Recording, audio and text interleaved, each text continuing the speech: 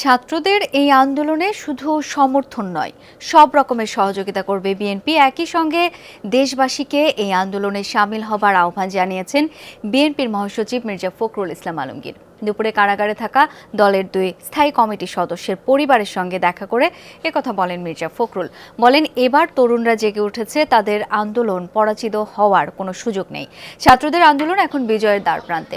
মির্জা ফখরুল ইসলাম আলমগীর অভিযোগ করেন, নেতাদের সঙ্গে দেখা করতে পারছেন না পরিবারের কেউ। দলীয় কর্মীদের নির্যাতন না করারও আহ্বান জানান তিনি। বৈষম্য বিরোধী ছাত্র আন্দোলন ও দেশের বর্তমান পরিস্থিতি নিয়ে বিএনপি মহাসচিব অভিযোগ করেন, ছাত্র জনতাকে নির্যাতন পাকিস্তানি হানাদার বাহিনীর বর্বরতাকেও হার মানিয়েছে। ছাত্ররা যখন আন্দোলন শুরু করেছে, এর যে যৌক্তিকতা সেই সম্পর্কে আমরা কথা এবং তাদের সবার সহযোগিতা চেয়েছে আর কি।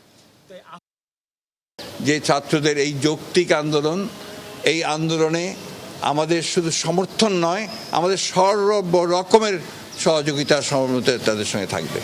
এবং যেহেতু তাদের আন্দোলন, এটা আমরা একটা রাজনৈতিক দল হিসাবে আমাদের যে দায়িত্ব কর্তব্য, সেই দায়িত্ব কর্তব্য আমরা পালন করছি।